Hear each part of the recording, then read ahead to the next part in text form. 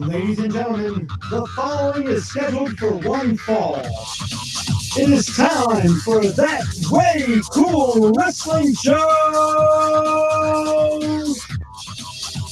Good morning, everybody. Danny J here, along with Mad Mark Lindsay, back in the studio once again. It's 2019 or 18 or 17. 19, I know. It's been a while since he's been in the studio. We have him in here. So I'm going to send out some warm wishes to Charles Gemini Gregory. He had some surgery done over the week, and he's recovering now, so that's why he's not here today. Best wishes to you. And also, LeGrand Jackson had some prior engagement. That's why he's not here as well. But I got Mad Mark Lindsay in the office right here, hooking it up. Live and in Technicolor. Live and in Technicolor. That's right. Make sure you're hitting that subscribe button down below. Hit the notification bells as well. Remember comments. Remember chat. All this stuff helps with the search engine optimization. So obviously jump on there, ask questions, make comments, make statements. Everything is fantastic. We love it. Hit that subscribe button down below and share it to everybody as well. I have a feeling that with our guest today, there's going to be a lot of comments. There's going to be a lot of comments, I think. There's going to be a lot of subscriptions, I think. I think we're going to have a lot going on. We have with us today on video, by the way, we have former ECW, WCW, WWE, TNA superstar, and star of the motion picture The Church, Big Vito LoGrasso. Vito, welcome to That Way Cool Wrestling Show. Thank you very much for having me, guys. I've been waiting for a long time to get on here. I know the list was long, and I'm watching all you guys interview all these Hall of Famers and all the great guests you have. And I am thankful and happy to be on the show finally. It only took 5 years, but we're here.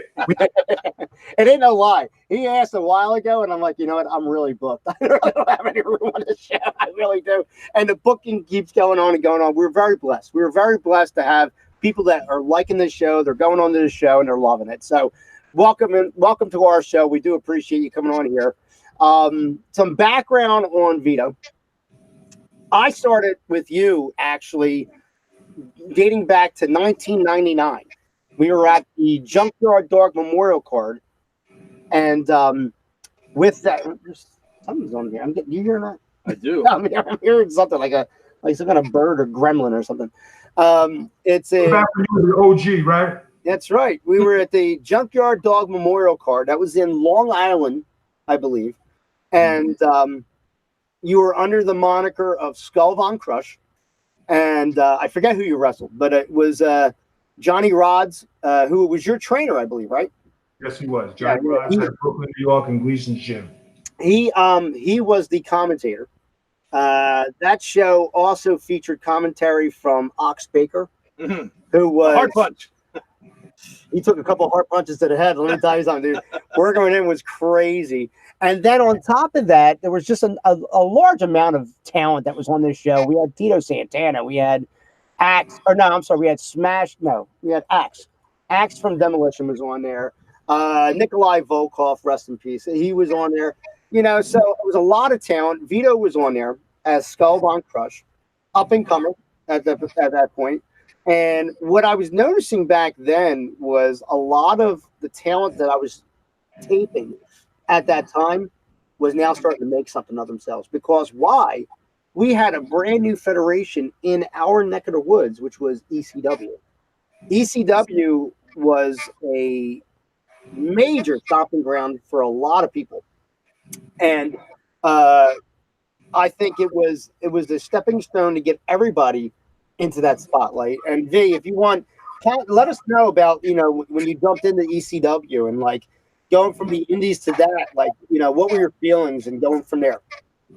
Well, I had been wrestling for 8 years up until then. I started in 1990 training.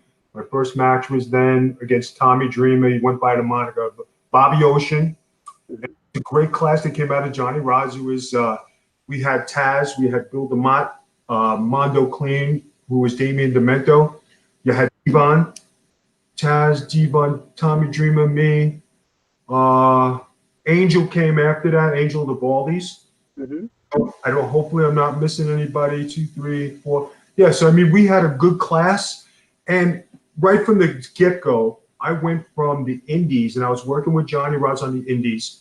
And we worked for a gentleman named Tommy Jeanette. And I met Sonny Blaze, who was doing the WWF TVs at that time. me if I wanted to go to TV. So Johnny, of course, wasn't happy. He says, Cornel, you're not ready to go to the TV, man. You're supposed to wait for me to guide you. But I wanted to go to, I wanted to go to WWF. At that time, it was the big thing. So I went to TV, and everybody knew I was Johnny Rods' boy. And they welcomed me in the dressing room at a time when people didn't allow you to go in the dressing room when you were new or you were a jobber or you were a kid. And they respected me. I handled myself correctly. And there I was doing TVs from 1991 until 1998. In between that time, I went to, I did the TVs. I went to Puerto Rico for the AWF All-Stars. Mm-hmm. And I went to San Domingo. I went to Memphis, Tennessee. I went to Japan. And then I spent 3 years for Carlos Colon in the WWC, which I lived in Puerto Rico. So when I came home finally from there, and I had tried to get tryouts with the WWE. And as everybody knows, I'm Vince Russo's boy. I'm his buddy. We've been friends for a long time. So that's when Vince Russo was the writer. He started out as the magazine guy. And he ruffled a lot of feathers from jumping from magazine guy to being Vince's right-hand man. So you had Pritchard, you had Jim Rush, you had Cornette, you had a bunch of guys in there who got mad because they weren't asked to go to Vince's house anymore. So when he tried to get me in 1995 for a tryout, I went up to Titan Towers. I did the tryout with Droz and Tom Pritchard, and the report came back is that I sucked. I was no good. How could you bring this guy up here? I said, that's a total bullshit lie. I said, Vince, I just came back from Japan. So then I went to WCW, and what people forget is my very first TV was on WCW in Baltimore, and I wrestled Bobby Eaton, and Paul Dangerously was my announcer for the day, and they knew me from Johnny Rods, and I went up there in the German gimmick. They let me do the German gimmick on TV, so I had some TV time already, so I had some notoriety. And then coming up through the ranks, I came home from Japan. I wrestled in All Japan in 1998. I came home. I was in prime shape. I said, I can't get a job. I can't get to WCW. I can't get to WWE. I'm trying to get to ECW. So what happened was, guys, honestly, I was cocky. I could back up what I said. I was tough. Not many guys can hang with me in the ring. As Dan knows my background, a lot of guys didn't like me because I was just wrestling, 100%, 100 miles an hour. And when you could back up your smack talk and you could amateur wrestle, you know how to wrestle, you could work. I've worked with all the greats in the business up until then, and I'm still looking for a job. So I said, you know what? I have to eat some apple pie, some humble pie. I always ate apple pie, but humble pie. But it was something where I took my bag, which I never used to do. I went up to Taz, and I says, this is Vito, what's going on?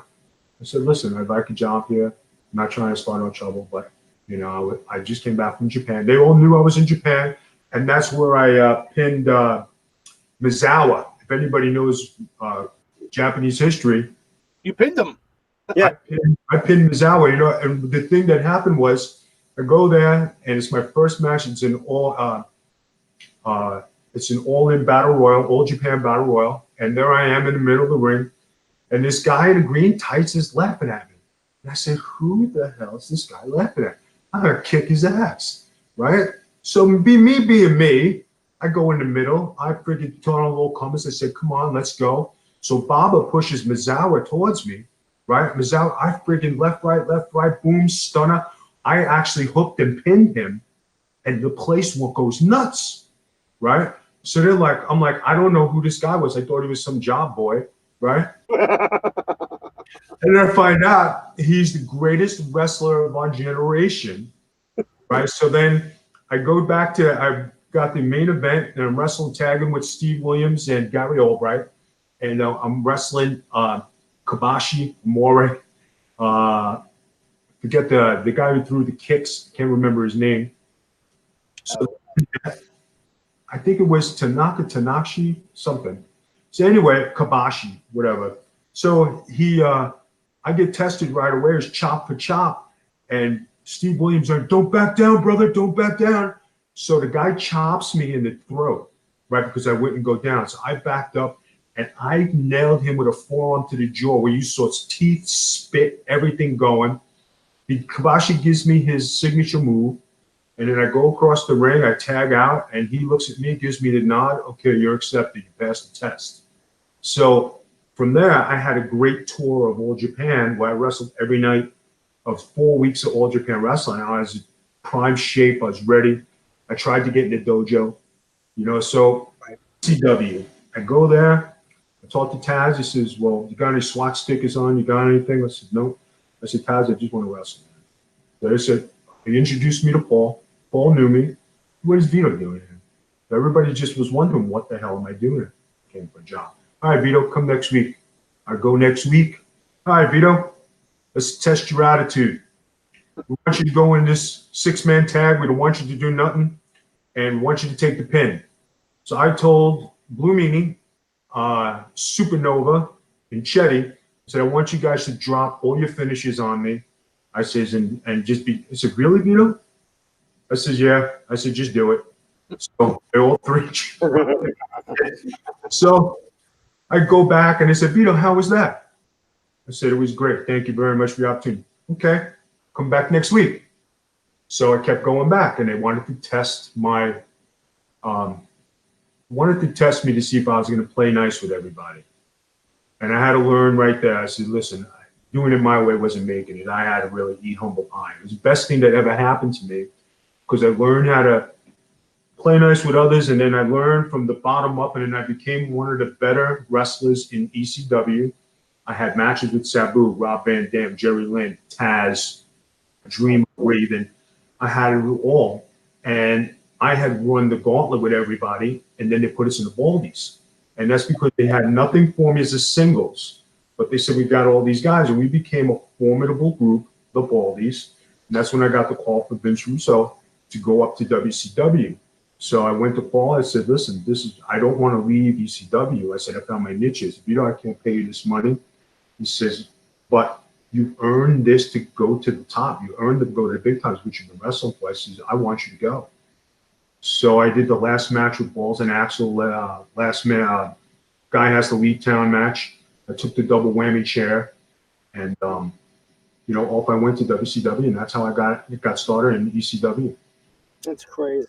And WCW, I mean, that must have been a much different atmosphere. But now you're looking at probably something more corporate than it was in ECW. Because I know ECW was family owned and operated, basically, in that style.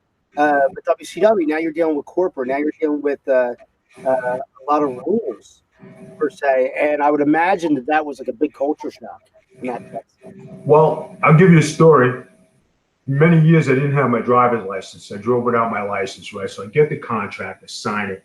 They say, okay, you're going to get a rent-a-car. You're going to get this. You're going to get that. Me being Vito from Staten Island, New York, I don't need no license. I'm beating this and beating that. So I had a couple tickets, right? So I had one insurance ticket, and I was like, shit. So how am I going to? I gotta get a license. I had to do this in like 3 days. So I arranged to go to court. The cop didn't remember me. Judge got mad after 10 years. Said, okay, this is denied. You can go. I went right from there. Took my driver's learner's permit. Paid $350 to get a driving test the next day. Passed the test. Got my license. Got on a plane. I go to Denver, Colorado. There, I'm driving around the building, around the Coliseum 4, 5 times. I'm like, shit, this is something, right? So I walk in. The first guy I meet is Sting. Right. So I says, how you doing? I says, I'm Vito LoGrasso. He says, my name is Sting. Nice to meet you. Welcome. Did he say Sting? He said, my name is Sting. Yeah. But, and guys remember faces, and like they kind of remembered me. And then once I settled in and started doing my thing, yeah, then it was like, it's like you fit in and you learn the pro way. Not to say ECW wasn't the pro, but it was a step up, And the best locker room probably I was ever in is probably the ECW locker room because we were all together. We ate together, we suffered together, we fought together. So, I mean, that was the thing back then. And all those guys were great, and that helped me prepare to go to WCW. But, when you get there to that time, you had all the greats there. You had Sting, you had Goldberg, you had Luger, you had Flair, you had Hogan, you had this, you had that, and I'm trying to make my way up the ranks. And me and Johnny the Bull, we had a great tag team. Mhm. And as you guys know, I think Daniel, I mean, we talked about this, how 3 months in, Vince Russo goes home. They said, the ratings this, the ratings that, right? And the ratings were actually up for WCW at the time. So as soon as that happened, I put my head down. I said, no, this can't happen to me. No, no, no. So Arn Anderson said, Vito, what is the matter? I said, Russo's not here. I said, I've been working. I said, I don't want to lose my job. I said, I have a feeling I'm going to get screwed. He says, Vito, he says, you're fine. He says, you're doing good. So Kevin Sullivan took over the book. And Kevin Sullivan comes up to me, and I know Kevin Sullivan from my first trip to Japan in '92. Right. He knew I was one of Johnny's boys. He says, Vito, I need to talk to you. Come in the office. I was like, my heart just sunk. I was like, no, Right. no, no, no. Vito, he said, we're going to make a change today. I says, okay. He said, you want me to leave? He said, no. He said, we're going to make you tag team champion today. It's time. The time is now. So me and Johnny the Bull became tag team champions. We beat Crowbar and David Flair. And then from there, we probably had the best run of any tag team with vignettes, the most entertaining pair of guys you ever seen on TV. Mhm. Music hit. You knew I was coming out. You knew it was me and Johnny. And then we had Disco with us. Well, we had Tony Mamluk as a manager in the beginning. And when you watched our stuff, it was authentic. It was real. That's because the real Vito came out, because the way I lived my life in Staten Island, that's exactly how I lived my life in, like, on TV. So that's why I was that believable. And anytime Vince gave us something, he says, okay, we're going to do this. He says, Vito, you know what to do. And there was they gave me some bullet points they wanted me to hit, but all the promos were mine. Everything I said was me. It wasn't like I was scripted or anything. And that's what made me a believable character, to be from vet to heels to being baby faces and being gangster. And, from there, then they had another switch, and then another switch. And then I said, Vince, when Vince came back, I said, Vince, I got to make my way. I says, how about making me do hardcore? He says, okay. I says, so they had the thing with Bischoff. If you guys remember, me and Johnny won the title. Mhm. Bischoff gave it to me. I took it from Johnny. I said, fuck you, I'm keeping this. Right? So then, and then I had to went to Vince. I said, nobody's going to believe this until I wrestle Funk, because he's undefeated. I said, when I beat Funk. When I beat Funk and he handed me the belt in the middle of the ring on Nitro, I was like a passing the torch for me. And that night in the club, Mean Gene got everybody together. The whole crew was there, from everybody from Flair, Luger, the Road War, everybody. So Mean Gene has a toast. He says, Vito, this is your coming out party. Congratulations. You finally come. So everybody saluted me that night, and I was pretty big in my career when you get like that kind of ceremony in a bar and you beat one of the best in the business. And I always thank Terry Funk for doing that for me, because that signified my career. And I thank Johnny the Bull all the time, because I couldn't ask for a better partner or friend during that time. And he was learning, and he trusted me, and I never exposed him. And if anybody remembers, when we lost the titles to the Harris brothers, and they said, Kevin come up, he says, we want Johnny to take the pin. I says, nope. I says, we can't have Johnny do that. He says, why? I says, because it's too easy, and people are not going to believe that they beat us. I said, they got to pin me. So I took the pin on that night, and not a lot of people understand wrestling business. And he said, sure. I says, yeah. I said, we beat Tim. I said, these guys got to beat me. And the Harris brothers came up to me. He said, Vito, you don't got to take the pin. And I said, let Johnny take it. I said, no, guys. I said, we're going to do it. We're going to do it the right way. You got to earn it. So now it's just my mentality back then. I was wrestling old school, and I did it the right way. So, and it's funny when you say that, though, because in a sense, we were always taught that, every person's a cog in the show, all right? Whether you're jobbing, whether you're superstarring, whatever the case would be, everybody has their bit in the show to tell this story throughout the entire, market. It sounds like in that, it's like, well, we don't have as much respect for Johnny, so let him take the pin so you're not getting like the heat. Right. Is it almost like a double standard in a sense where it's like, yeah, it's like that, but, on face value, taking a job for somebody still is detrimental in some way, shape, or form? You broke up on that one, Dan. I apologize. I was saying, I said it's almost like when I trained, everybody was taught, and that like everybody was a part of this story. Okay, Right. so like if you job well, so you put this guy over, and that you're telling the story. That's your job. Almost like an actor. You have an actor and a supporting actor. And Right. it sounds like, in that sense, that it's almost like, well, Johnny's not going as far as you. Let him take the heat, so that way you're protected. Is it almost like a double standard in a sense? No, you know what it is, guys? It's like when you're given a job, you say, okay, we trust you and we know you're going to take care of Johnny. And my job was to protect Johnny and not expose him. If you remember what Johnny did in the ring, he's super athletic. He was ahead of his time. If he was wrestling today, he'd be a mega multi-millionaire because he had that kind of gift. He had hops like you never saw. He had strength and power. He had a body that you'd kill for. Yeah. But he was inexperienced, raw. And they trusted me as a 10-year vet at the time to train him and bring him along and always take care of him. Always took care of him. A lot of guys didn't want to do that because they it was just funny because in WCW, everybody was for themselves. Yeah. It was like everybody had their own creative control, and everybody went to the to the trailer and had a meeting. Who's calling their lawyer? It's just like when Buff Bagwell was doing that angle, and his mother was involved, and I beat Buff Bagwell as a single, right? I'm around the ring, and he went and called his lawyer. I can't lose to Vito. How can I do this? I'm in the middle of the angle. I says, and they told him, said, Buff. He says, you're using your mother. It's about you and protecting your mother. You're going through this angle. He says, and Vito's, coming up, and with his star is rising. It's nothing bad. And plus, he went over in the pay-per-view with guys with that conscious of how they were used. And I had been in the ring with Flair. If everybody remembers, I did a program with Flair. Mm-hmm. Program with Kevin Nash. Mm-hmm. These guys were playing ball with me. I wrestled Steiner right before he had his big match, and Steiner gave me his whole arsenal. And here I made the biggest comeback in WCW history after I took every suplex, got beat up. I gave him my whole arsenal, and in the end, he eked it out. So I go back to Terry Taylor. I said, Terry, how was that? He says, well, that was shit for Steiner. It was great for you because he's going to the pay-per-view. You just went toe-to-toe with Steiner.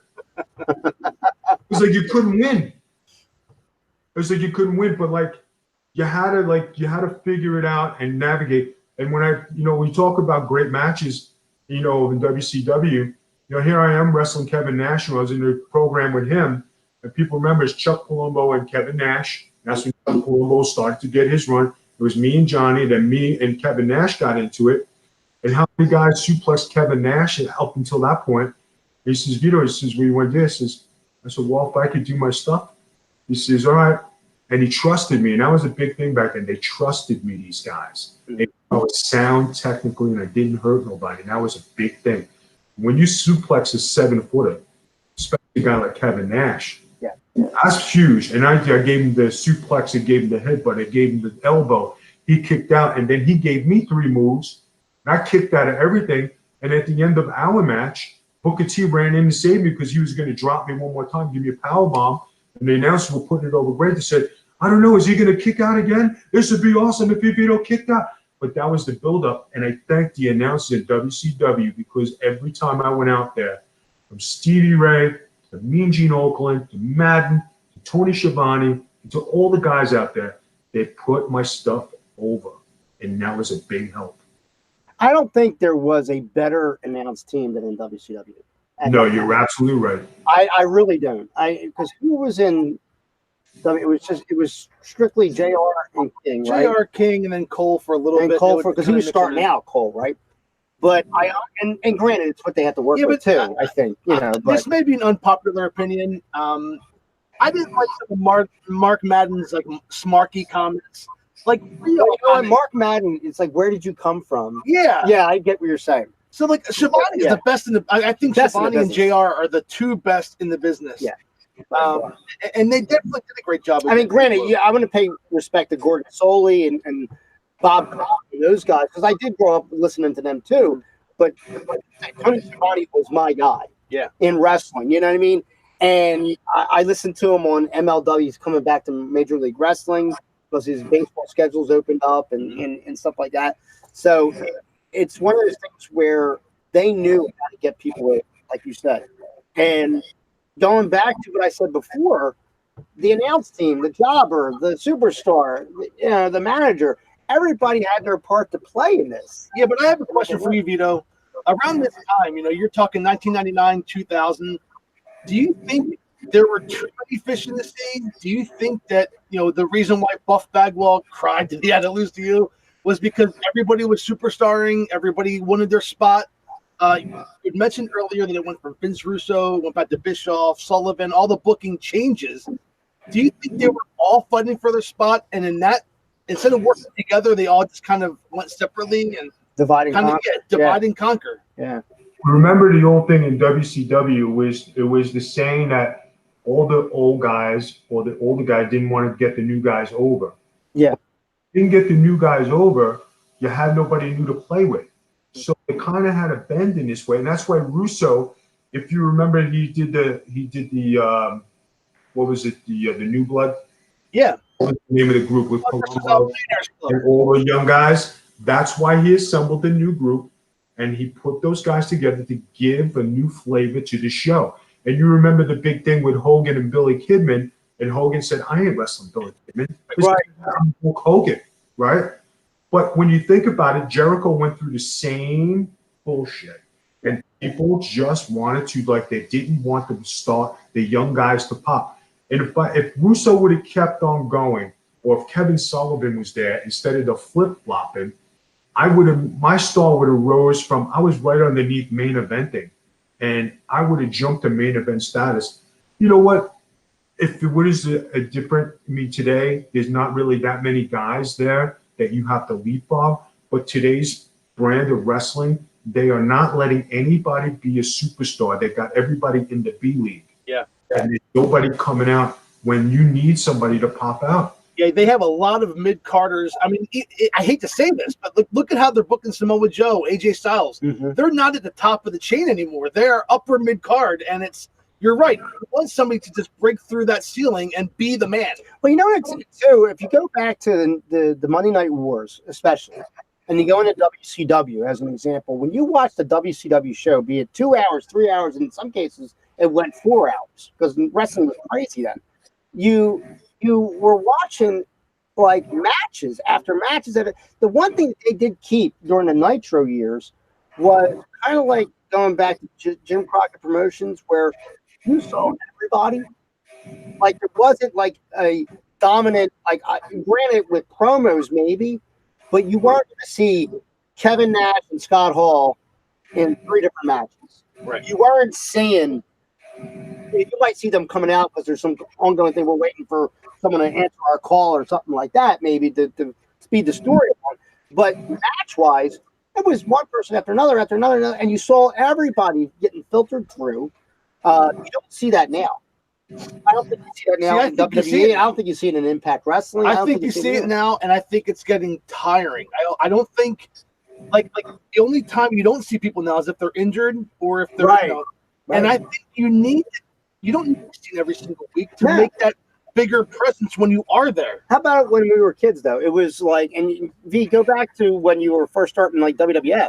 Now, Hulk Hogan, you only saw him on Saturday Night's Main Event. You never saw him on TV. And you did, and you saw him in a promo. Yeah. So as long as you had a promo, he was relevant. That was it. And you never saw him wrestle at all. So so that gave other talent. It seemed almost like everybody on TV was mid. Yeah, but look at ECW though. Yeah, you had all these guys, but you only had a 1 hour show. When you're trying to fill a 2 and 3 hour show, you have that flexibility. Right.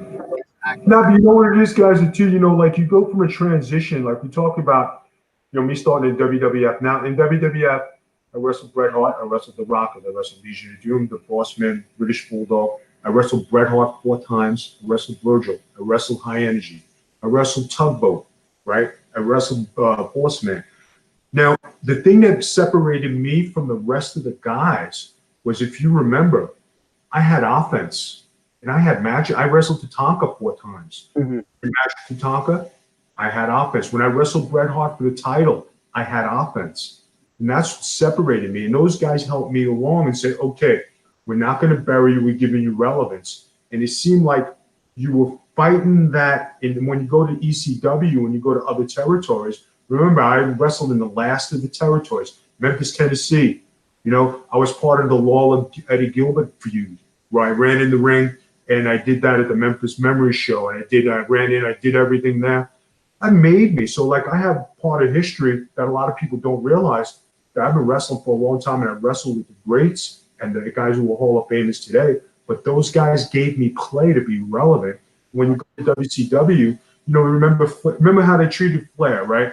Mm-hmm. And Roddy Piper hated the new Russo thing. If you remember all the heated Roddy Piper promos in the beginning, and Flair had to take a back seat, and Luger had to take a back seat. They sent guys home, and they sat guys out. And Goldberg was going, and Goldberg lost the title, and Bret Hart had a concussion, and there was just so many intangibles going on in there. And it was just so many people who have this creative power, which was created by Kevin Nash and Scott Hall, and Hogan was the originator of it. And that's when the contracts came and guys were able to make money. But the money-driven thing where everybody had a lawyer. Everybody could afford this. Everybody could afford that. But at the end of the day, everybody forgot, you know, hey, wrestling's 101. And when you didn't have all the money and you had to play nice in the territory, or you had to play nice on TV to give everybody a shot. Right. You know, everybody could be a superstar the whole life. You know what I mean? And that's what made it tough. Now, the Monday Night Wars, we said this in a previous show, actually. We talked all about the Monday Night Wars, and I think the synopsis we came to is that in the short term, it made gods of men, it made kingdoms out of molehills. You guys made probably what would be the most money anybody was going to make at that time. But once it was all said and done, and it doesn't really matter who bought who, but in this case, WWE bought WCW. But there was one company, I think it killed wrestling. I think because it set an expectation way too high, because obviously that back and forth, you can't dial it back down once you've done that. Jim Cornette has a great quote: "You can't put the genie back in the bottle." Can't put the genie back in the bottle. You're right. And that's my point, that like when it was all said and done, V, now you were fortunate enough to move over to Wrestling Federation or WWE, whatever it was back then. It was WWE, right? Yeah. A year later, yeah. Yeah. And you were able to do it. Now, granted, I realize it's a job. And it's a paid job. And so Arn Anderson. Yeah. So when Is that the Chinese restaurant, Mr. Danny? they said your buffet's ready, sir. Buffet's ready.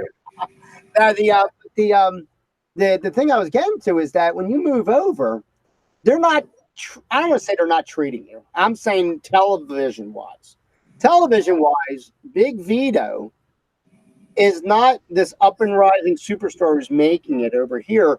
You're kind of knocked back down to a mid card, and you're doing gimmick matches and stuff like that. And this gets into the cross set dressing gimmick and stuff like that. Now, like I said, I realize it's a paycheck. Yes, I have a message. I realize it's a paycheck.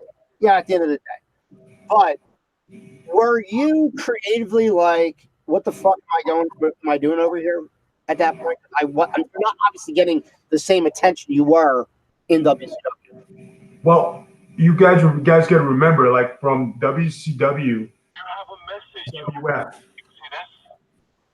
Mr. Denny, you got all these high price calls. Hit me up here. They're going to be on the show. Tell them they got a 2-year wait. Mute your phone, man. I just like it. There you go. Go ahead. Right. So if you guys remember XWF, right? Yes. Hulk Hogan opened up his thing, and here is the opening match. It's Buff Bagwell, Big Vito. And with 15 guys they picked, it was me, it was Buff, there was Hogan, there was Roddy Piper, you had Lawler, you had Mr. Perfect, you had the Nasty Boys, you had all the top guys who were going to draw money. First 3 shows, which were 15,000, 9,000, and 8,000 on infomercials. So Vince got a wind of it, and what happened? He signed Lawler, he signed back Hogan, he signed back Piper, he signed back Mr. Perfect. There was his company right there, out the window. So Vince erased his competition with that. Okay. Then you're talking about going overseas, wrestling again, tagging with Tenryu, right? And thinking, okay, life is going to be good in Japan. What happens? The owners of that company, World Japan, they bought a $100,000 travel bus. Right. They were paying guys. There was a Legion of Doom. There was Vader. There was me. There's a couple other guys going. They were paying crazy money, right, to compete. And the guy had to go spend $100,000 on a bus. No, you could have rented the bus. Nobody had to buy a bus. Right. So that company closed. Then I came home from there, and what happened? I started to go to. I went to TNA, and Russo brought me in. I came in the pay-per-view, and then we started the NYC with Glenn Gilberti and Johnny Swinger and myself and Trinity. That took off, and then all of a sudden that was great. And what happened? Because of political bullshit, they fired Johnny Swinger. Right. You send Disco home, and there I am left with Trinity. Vince Russo leaves, and he goes home on sabbatical. And I'm like, I can't believe this happened again. So I seen the handwriting on the wall, and I knew what was going to happen. So there I was on a high, and then I'm wrestling Pat Kenny, right? Mm-hmm. Then we're having to go back and forth, and then all of a sudden I'm in a thing with Ron Harris, security guard. And I'm like, I see it. I said, that's it. Thank you. I appreciate it. And I love Ron and Don, but I knew what was happening. That's it, right? So then I started to get the tryouts go back to tryouts in 2004 with the WWE. All right, Vito. All right, come on down. There's Johnny Ace. Let's see your attitude. Come on. So I go. So Arn Anderson first. He says, "Where the hell have you been? We've been waiting for you to get here for how many years? Glad to see you." So I take off my stuff. And I said, Vito, this is your last chance. You go in there and eat everybody's ass, and you blow everybody up, and you see me go like a machine. Right. And we just like stood back, and they were like, all right, where the hell you been hiding? I haven't been hiding anywhere. I'm sitting there trying to get in, and I'm wrestling all over the place, and everybody was like, okay. So here we go, 6 months of a tryout, and then finally I got the call to go to WWE, tag with Nunzio. We appear on TV. I'm the bodyguard. Nunzio wins the title. We go to that, and then they wanted to go in a different direction with me and Nunzio, because they were looking for something. But everybody says the dress was a rib, and they could say what they want. But when they came up to me and said to me, hey, we have an idea for you, I said, okay. And I did it because I was a worker. I was accomplished. Can you make it work? Yes. Can you do this? Yes. Can you do it? And I got it over. And if they didn't have some political nonsense where I couldn't fight for the title, because everybody remembers, I had a title shot. Mm-hmm. And I went to go do the new network introduction that morning. I get to TV, Vito, we're going to take the title shot and we're going to give it to Undertaker. And I looked at them and says, what? They says, yeah, it's network stuff. They want the Undertaker one. And I knew it was like, you can't get over and you can't do something. And I was over. It was going to be King Booker against Big Vito on SmackDown. And King Booker was riding high. I had an undefeated streak. Who would you put over? How could you do this? If I would have went over Booker, that would have been the biggest angle. That could have been the biggest thing because he would have turned heel, and there could have been great things where I could have been exchanging dresses with his wife at the time, his manager. Right. I could have been doing great things. But because of political nonsense and they want to hold your star, they didn't think I was going to get it over. I got it over. I was going all over the world. I was the most recognizable pro athlete. I posed in Playgirl. I got all my stuff on. You know what I mean? I'm doing my thing.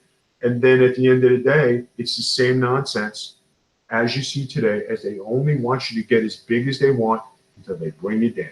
Well, you figure about it. That was their gimmick. It's not like you came to them and say, hey, I got this idea. That was their gimmick. You know what I mean? And I think what happens is, too, in some cases, and this can go back to Dusty Rhodes and when he polka dots. They give him polka dots and he got that over. And he got it over. And I think they were like so disgusted that he got it over. It's like, well, what else are you going to do? I remember watching your character, Vito, when you were wearing and the person I went to right away was Perry Saturn with the friggin' moppy. I mean, it was similar, and he got that over too. And didn't Perry Saturn in WCW do the dress gimmick? Because remember, he lost it, but then he kept it going, if you remember. And then eventually it evolved into a goth gimmick, after that. But it was one of those things where, the WWE has a nasty reputation, at least visually, of like, if they didn't make you, they don't want you, in a sense. It is a shame because you lose Roddy Piper's and Hulk Hogan's and Freddie Blasky's. Let's go back, and you lose Jimmy Snuka's because now these guys, going back to what you said about 20 minutes ago about how they gave you goal points, and then you just took it home. You did your own thing to get your own personality out. They're not allowing these kids to do it. I know when you watch the shows today, you always have something to say about it because it's so scripted. It's not what you guys do. It's not territories. It's not pro wrestling the way it was. I can't even watch today's show. I turn it off. The only guy I want to see, honestly, guys, I like seeing Brock Lesnar because he's legit and, he makes it real. I think they wasted so much talent. They got Braun Strowman as a monster. He should have been champion a long time ago, but he wasn't ready. And he grew up in the ring, and he didn't have the experience. And you look at that guy, and they got him doing gimmick matches. You got him he's a monster, and he's chasing little guys. Right? Bobby Lashley, what did they got? They brought him in. They had the hype. They didn't bring him up. Samoa Joe, everybody says Samoa Joe, but he's a TNA guy. He's not a big guy. That's the same stigma of the WCW guys. You're not going to put over the WCW guys. They're the enemy. So Samoa Joe is up, down, up, down, up, down the card. AJ Styles, they just reunited him with his boys. Yeah. Now Finn Balor to join him. Now they got a formal group. Once they have the full group, who are they going to fight? What are they going to do? They're going to wind up jobbing these guys. They sign them to contracts, and I can tell you the philosophy. Listen, we want you guys to sign. We're going to put you with AJ Styles. We're going to do your group. We're going to do the Bullet Club. We're going to do this. Yeah, you're going to reel them in, and then they're going to bury them. Right. It's going to happen. And you see it. What is your opinion on what you've seen so far of AEW? AEW. Okay. Those guys have a good concept and a good thing going. Their philosophy on some things, having healthcare, taking care of the wrestlers, having contracts, having stuff, hey, it's great. Their thing of wrestling today, because people like the indie style wrestling because they want to see more of that. Mm-hmm. That's switched over because it's smaller guys now. It's not the monster era from when I started. We had to be 280, 290, 300. It's smaller athletic guys. You could flip it, flop, and do stuff with a sprinkling of psychology in there. Right. Okay. Now, everybody saw the controversial headshot that Cody Rhodes took. Yeah. Yes.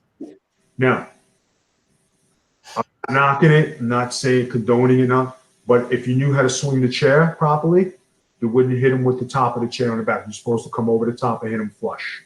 So when you just swing into swing and you look at where he hit him, you hit him with the back of the chair and the back of the head instead of hitting him over the top. Mm-hmm. You know what I mean? And that was a boo-boo. Taking an unprotected chair shot, no matter if it's gimmicked or it's not. Guys, I've taken thousands of chair shots. I stood there like a bull, right? And it might not have affected me. I never got knocked out. I never fell. But when you talk about it, I got a cast iron jaw. My head is like granite, but your brain gets mush. Yeah. And things happen. Hopefully it's a one and done with the chair shot. There's a lot of controversy over it. If you're saying you're going to protect the boys and protect the business and you're going to have health care, why are you going to use it on a stupid move of taking a headshot? Mm-hmm. What they're trying to do as far as revolutionizing the business and changing things, they're doing good because these guys who they have are guys that didn't want to go to WWE and sign the contract and be controlled. But on the flip side, on the kayfabe, Vince has a hand in this, and it's a handshake deal where they're working together. So you don't know. So if this is happening, hey, great. You know what I mean? They needed something in wrestling. They needed competition. whether it goes good or not, something different. All Japan wrestling, it's not going to cut it because not everybody is hip to Japanese style wrestling. Ring of Honor wrestling, as good as some people did, those are young guys and they're a bunch of, veterans over there. They're trying to get something over, but do they have the TV to get them over the top? They do great things, but it's the TV coverage. It's what your credibility is, who's running it, how you're going to network it. At the end of the day, the biggest dog in the park is going to be WWE because they're established. And I've said this time and time again. They do things one way. They have one boss. They have one way of doing things, and that's Vince McMahon's way, and that's why they're still in business today. Well, I led you down this road because I wanted to go into something more specific. Your end, and going back to what you were saying before about taking the chair shots and relatively talking about healthcare, but this thing of like, hey, I am putting my body on the line so much, so often, so much. But bodies are not meant to take the type of punishment a lot of wrestlers have taken. Okay, and now, Dan, you talk about putting your body on the line. Okay, let's. Now, I know Dan personally, guys, and we're friends. And when Dan was first starting into business, maybe he wasn't a full-time wrestler, but he was on the other side. But then he started wrestling. Now, Dan, you've done some things in wrestling. Some of them you think, I shouldn't have did it. But at the time, you were like, okay, I'm going to do it. Yeah. Dan is a hardworking family man. He loves wrestling, does his thing on the side. And he was trying to do these things that, okay, questionable, but he did it. And after he did it, he said, man, I shouldn't have did that because I'm not in shape. I'm not doing this full time. I'm trying to do this. I'm living my dream, but then again, I got to go work 3 jobs, support my family, 2 kids, the wife, the dog, the house. Yeah. The mother-in-law. We can't forget the mother-in-law. We got to get her in. Get her at all.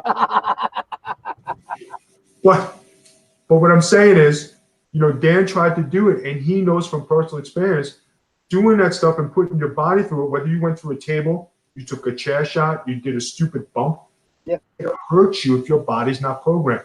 When your body's programmed, you're indestructible. I was indestructible. There's nothing you could hit me with that was going to hurt me. If I tried to go back now, and I'd be like, all right, I'm going to need a couple reps, give me a couple weeks in the ring, let me roll around, let me get my body to, am I going to be that Vito again? Because I haven't done it. My body's not programmed. Your body becomes soft in a way that you don't take the abuse and you're not ready to hit the mat like that full time, 7 days a week, 300 days a year. You're just not there. So I would feel the same way Dan felt and be like, what the hell am I doing? Well, and you know what happened with me too? My last match, I was in there with somebody green. I won't say his name because he's working a lot now and stuff like that. But the move was supposed to be a back suplex. At the end of this series of moves, was supposed to be a back suplex. And he ended up doing, instead of a back suplex, he put me into a driver, which landed me right on the base of my neck. And it activated a car injury. And as you said, when you say in shape, and what I want to explain to people here, there is shape where and I work out, I lift weights and blah, blah, blah. And there's in-ring in shape. When you're there 3-4 times a week, in the ring taking bumps and stuff like that, that's in shape that really matters. But like he said, it makes you destructible. When I was only able to do it 1 to 2 nights a week because of my work schedule and stuff like that, it would take me a little bit longer to go along that. I was more like a snail than I was a rabbit. And, to take a but the snail eventually, yeah. But, well, in my match, I jobbed the match, and then I was bleeding, and the referee says, "Listen, I need you to sit up. You're bleeding." I said, "Where's it coming from?" He goes, "Your nose." I said, "He said, yeah." I said, "Let it go. It's fine. I'm not choking. You're helping me walk because my back." I said, "My back is wrecked. My back's wrecked right now, right?" And I sold all the way to the dressing room, and then once I got through the dressing room doors, I literally curled down into a ball on my knees, and I was out of work for 2 weeks. And my wife said, "You know what? You're done." Because at that point, I was volunteering my service as a security guard. And just like you said, just to get my experience and stuff like that. And my wife's like, "Now you're losing money. You're not even making money." So the hell with it, you're done. And understand too, I was getting into it when at the age that some people were getting out of it. Yeah, right. I was in my late 30s. Yeah. I'll give you a funny story. Right before I got married, I had a weapons match. Right. So two of the guys were wrestling up at Tate's, and we're doing a weapons match, and fans bring weapons. So she goes, it was like the month before. What'd you go and do that for? This is when we had to. So I was wrestling two guys who are our friends. So my wife puts out the notice: do not punch him in the face, do not hit him in the face, right? Because he's got to get married this week. So some idiot throws thumbtacks in the ring. I see them. I'm wearing a dress. I'm like, oh my God. So I get rid of them, right? The guy gets him, puts him back in the ring. My wife gets him, throws him outside the door. All right, so that saved me from thumbtacks. So then there are some other weapons that come in. So guys are freaking looking at them. They're trying to hit me. So what happens? They double punch me in the face. Right. All right. So there went two black eyes, right? So I get out of the ring. I told them, son of a bitches, not to hit you in the face. Look at what they're. I'm laughing. I said, babe, makes me look macho and sexy. If they don't hail, I'm not going to marry you. I said, really? I said, but things happen in wrestling. At that time, it was, you're trying to get married, you're trying to do things, but you're trying to take care of yourself. Did I still take bumps, and did I still protect myself and do what Vito does?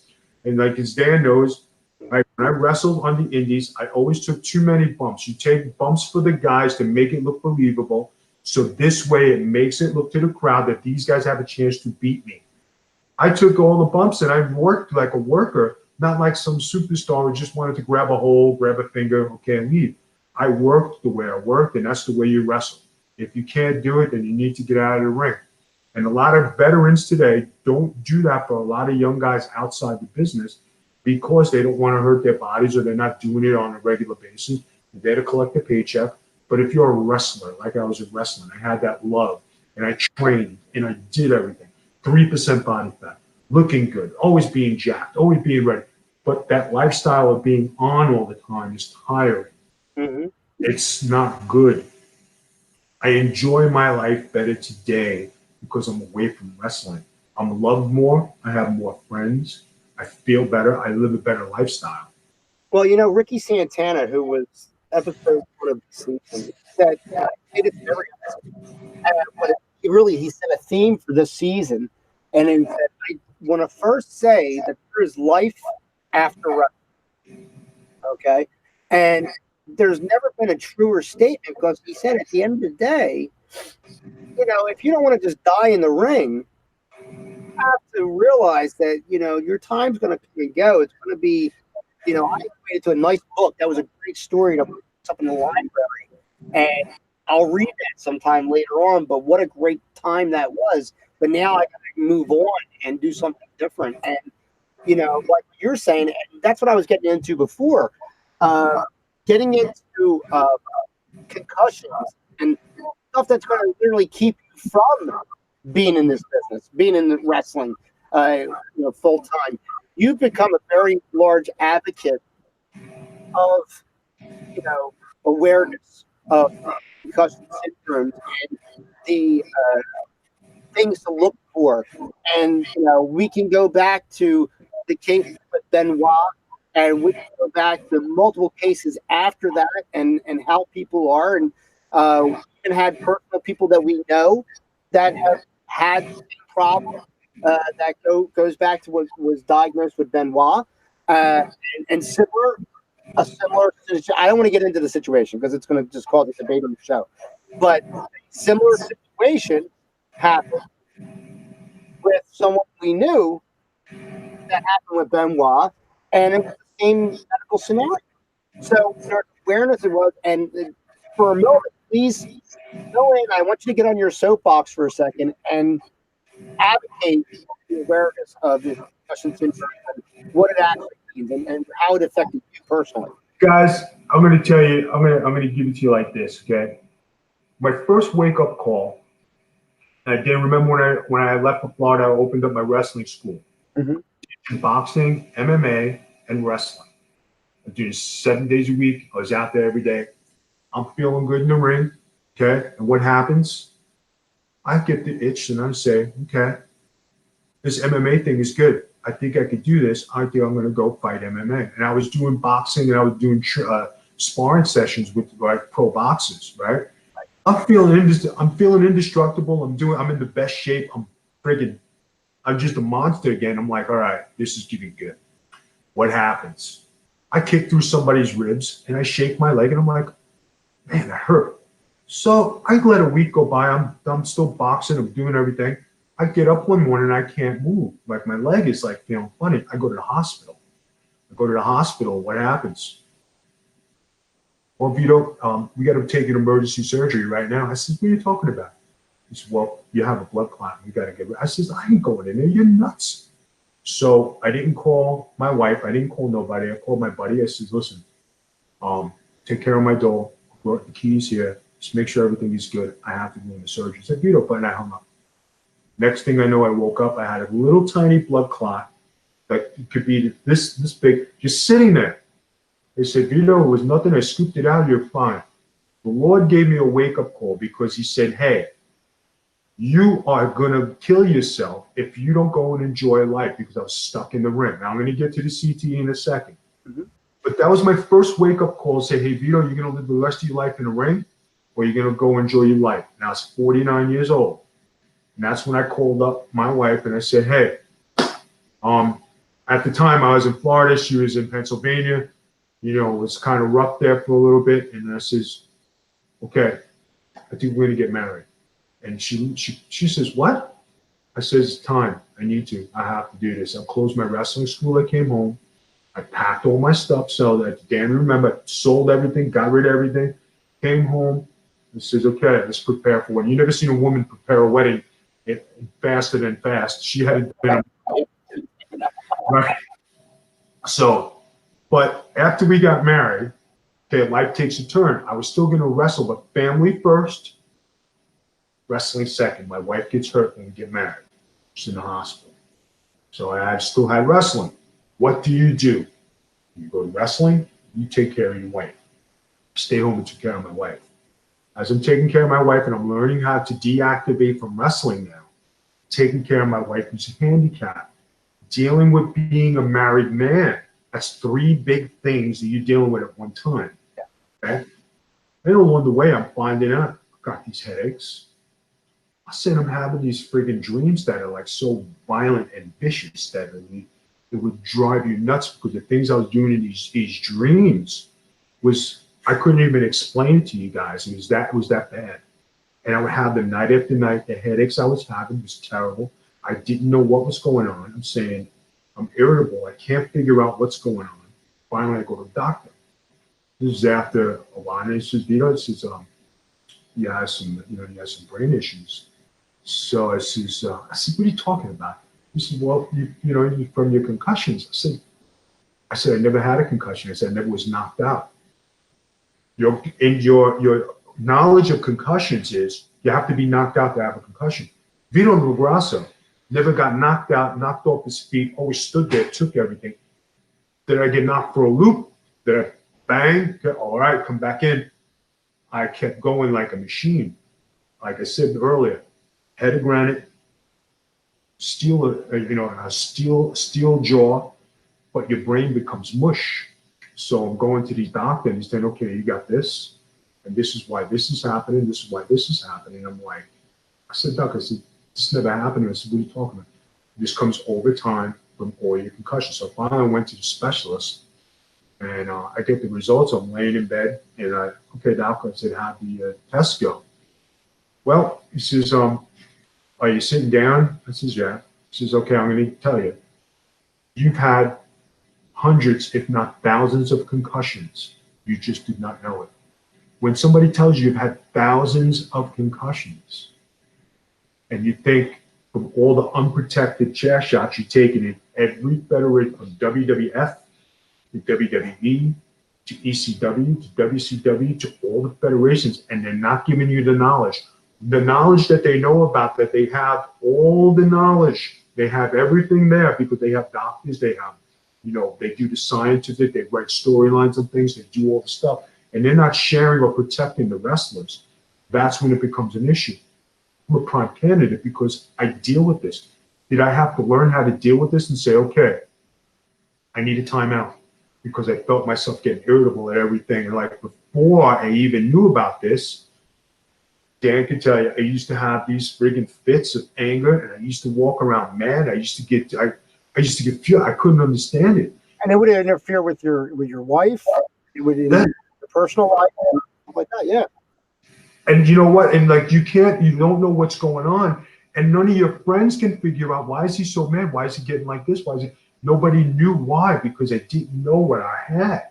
So now that you think of CTE, you think of the guy Hernandez who killed his wife, right? Mm-hmm. The guy who killed the wife who the football player Hernandez and what happened, committed suicide. Think of all the guys who've had CTE. Balls Mahoney. Mm-hmm. I love Ball, but look at him. Wind up with it, right? Axel, all the guys who passed away. Everybody talks about Chris Benoit. They won't let this guy rest, but everybody talks about Chris Benoit. Did he have it? Yes, from the constant wrestling. It's not just chair shots, guys. It's like you're in a car accident every day of your life, and there's no recovery. So when your head's getting jarred and punched, how would you like to get punched in the face 7 days a week? We're going on the road and you get hit and clotheslined and hit and dropped on your head and hit. Your body's there, your head is there, but your brain is like this. You're shaking around. I mean, taking a single back bump, a simple back bump, is the equivalent of a 35-mile-an-hour rear-end collision. So imagine you're taking that hundreds of times a night, times how many days a week, times how many months and years. So, yeah. I mean, think about that for a second. And you made a good point. No rest time. No. Right. No rest. And plus the fact that I used to train in between my wrestling. Right. So you talk about me going from wrestling into the ring. Wrestling, I got to keep on. I got to keep tight. I got to keep straight. I got to practice. I got to practice. I got to practice. That was my mentality. No time to live your life. You're on a one-track mind. You talk about the switch. You can turn it on and off. You got it, Dan. When you need to, you turn it on. You got to defend your family. Do what you got. You got it there. When it comes time to turn it on, how about living on the switch 24 hours a day, 7 days a week, never giving yourself a rest? And you're just like, okay, you're constantly going. I never had a timeout and dealing with, and that's on top of dealing with before my wife, you know what I mean? Before, you're dealing with, okay, family, kids, wives, road worries, this worry, that worry, got your house, losing your house, having a job, not having a job, got to train, got to do this, got to find a way to make, you're jumping all over the place. You don't know what you're doing. And then at the end of the day, you're exhausted. There's no rest. And then when you try to sleep, you're having these friggin' crazy dreams where you're killing people and fighting and people are trying to kill you and you're killing people and you're doing it. Violent dreams that like you would never think you could do. But then when you wake up and you like, sometimes you understand what CTE is when you have these dreams and these guys believe it's happening and they get up and they think, I gotta go and I gotta do this and this is like real. That's where you get the suicides from, because they get up and think, how could I do this? Because they're probably medicated. Because when they put you on this medication, they put me on this medication, made me dopey. I said, it ain't happening, no way. Right. They put me on a double medication where they want me to take both of them because my head. I said, Doc, I said, did you read this medication? I said, do you want me to put me on this medication? I said, do you realize I'll be a zombie and I can't take care of my home life or my wife? I won't be able to function. When I took this, I'm telling you, it made me so subdued. Yeah. There was nothing left in me. I said, that's it, out the window. But do I know how to deal with it now? Do I know how to control myself? Is there anything that rocks me? Everything is passable. Everything is calm. Everything is good. You have a different approach to things. When I feel myself getting angry, I go to the gym. I walk outside. I take a breather. I know not to blow up because I know what happens. If I blow up and I lose my temper, what happens? I'm going to freaking blow it. I know. My life today, because of the knowledge I have now, Right. If I had this knowledge back then, my life would have been completely different. But because you brought up and wrestled, go, wrestle, up, fight. How many times can you get punched in the face? How many times can you get shot? How many times can your body be a shock absorber? Right. It's you think about it. Dan, you took a handful of bumps, right? Yeah. And you took a hand and your body, and you say, man, I don't know how I could do it. How about a guy like me who's taken thousands and millions and have matches? How many matches have you had, Vito? I said maybe over 10,000. It's a lot of matches. A lot of abuse on your body.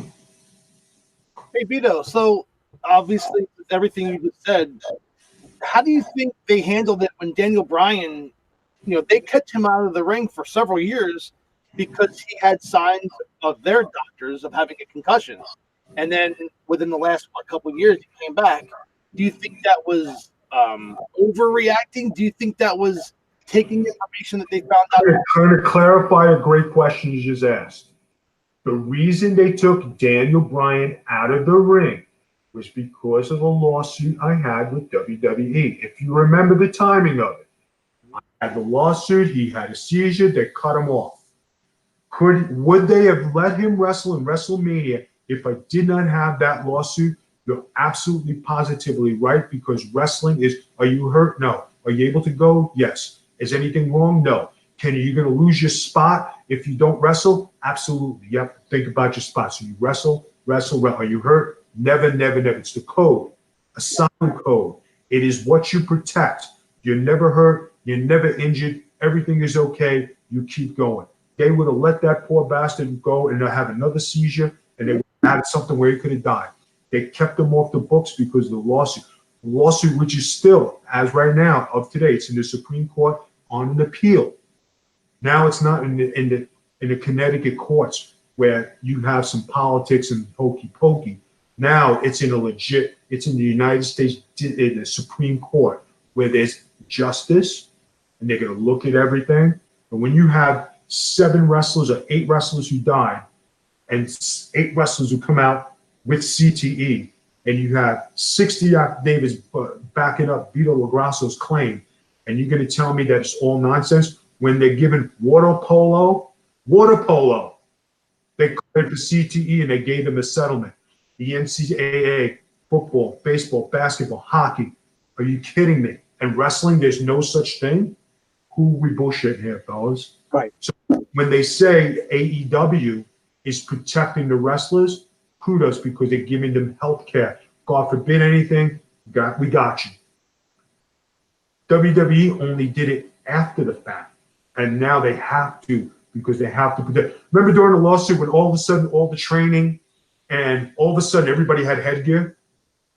Yeah. Everybody had protected. But where's the headgear today? Do you see it in any of the stuff? No.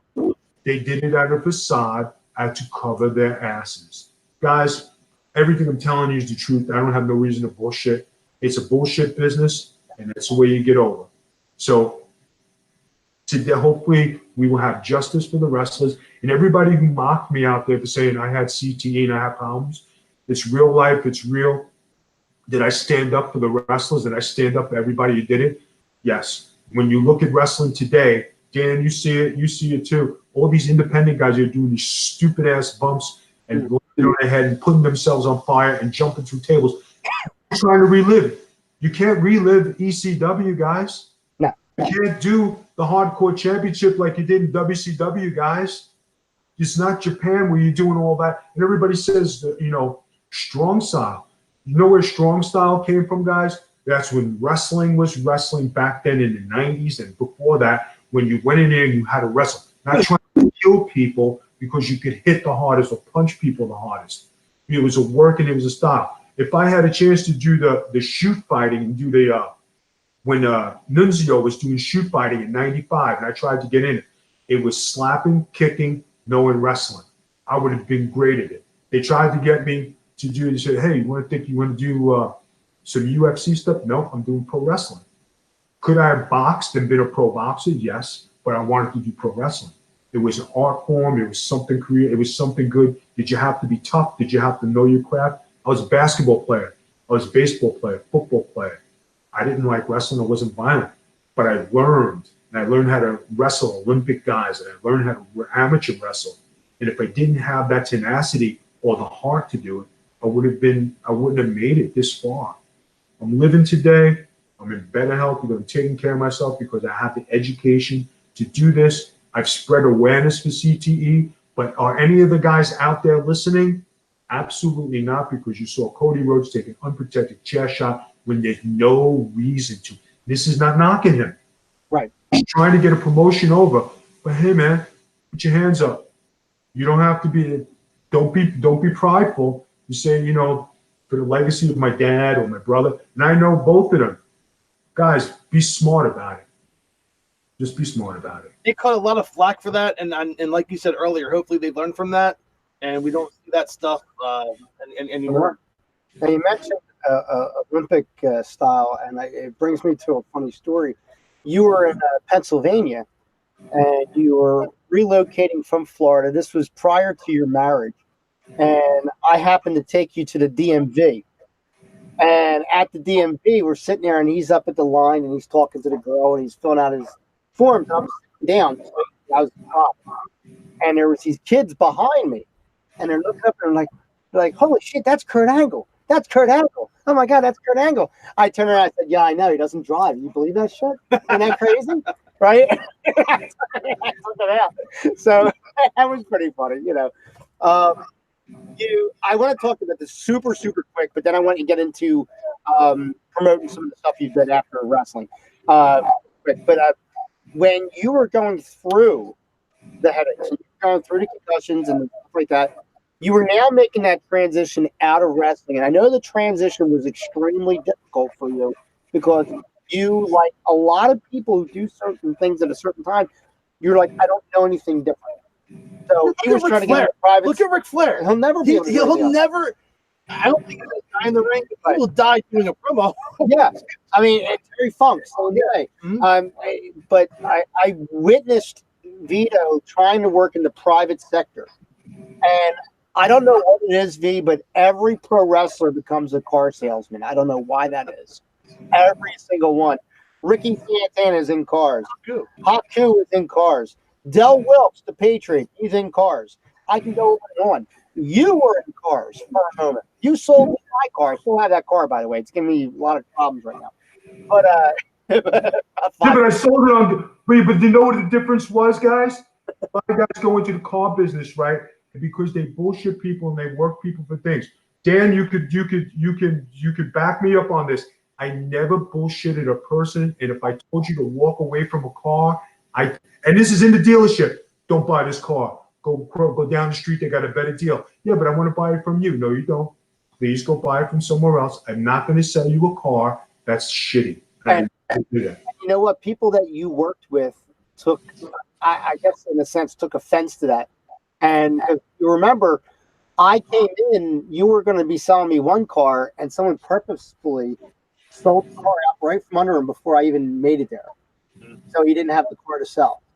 If you remember that, because it was supposed to be one car, and then you're like, holy shit, the car's not here. Where's it at? And like somebody sold it. God damn, now I got to look around. And then you had to run around and find something else for me at that point, which is what I have now, still 7 years later. So, yeah, but that's the whole thing. You see, you talk about transitioning out, right? And you talk about trying to find something else. Before I got to Chrysler, I took a job as a GM of a buy here, pay here. Did I know anything? Did I bullshit my way in there? Get the job? Absolutely. When I got in there, I was like, all right, what do I do here? I had to learn, but I learned the car business. Then I went to Chrysler. I was a good salesman because I had some experience and I was working for a reputable place. But it was the same thing. They just wanted to sell cars. They didn't worry about your integrity. They just wanted to make money. Well, my integrity meant a lot because people came there because I was Big Vito LoGrasso from the WWE. And they used to put promos out. Yeah, they put the promos. you need a new car, come in and check out former WWE superstar Big Vito, and he'll get you in the Chrysler today, blah, blah, blah. And it was like, you were like, you know, like, this is great. But it was good, but I just wouldn't do it. And then you go through, then when I had other jobs, right? Right. Okay, I'm going to do this. I'm going to do this job. And I held it for 2 years. And then say, all right. And when I moved, right, my wife's dream was to go live in Disney. What did I do? My wife wasn't doing good health-wise. She was not going to make another winter in PA. Dan, you know this because you're there. You talk all the time. She was not going to make another winter. So it was, I put in an application at Disney. Disney says, okay, you got the job. Over the phone, 2 hours later, okay, you're hired. I was like, really? He says, yeah. I could not find a job in Pennsylvania to save my life, and I knew everybody. I could get everybody a job but Vito LoGrasso. And I was like, this sucks. Yeah. So I said, all right, babe, we're out of here. So I had to start on a Saturday. It's Wednesday. We still didn't decide if I was going. My wife was crying on the couch. She was miserable. She was unhappy. It was cold. I said, that's it. I packed my Hummer. I packed it, packed with all my stuff. She goes, I said, we're out of here. I said, I'm going to Florida. I'm going to make this happen. I packed my truck. I drove all night. I got there on Thursday. I went to an apartment. I went to go look at some places. I put the money down. I went to sleep Thursday. Friday, I was changing my license. Saturday, I started working at Disney. They talk about real life. My wife is there. She's handicapped. She's back home. She's trying to pack. She's trying to do all this stuff. She's missing me. I was a caretaker for my wife. I took care of her. Then what do? You make a family decision. Now, for the first 2 weeks I was in Florida, my wife hated my guts. I didn't think she was coming. It was true. Right. I had just switched. I just traded my Mercedes. I had a brand new Pontiac Solstice outside, beautiful. My wife told me she was going to key it. You son of a bitch! You did this. I should have brought the car with me. All right, but hey, you know, whatever. Oh, remember, she had to get to the car first. Then. Exactly. So what happened? So I'm working at Disney. 2 weeks passed. She stopped hating me. I started showing her the Disney stuff. Everything was good. Finally, we sold our house. I'm the first person that came through.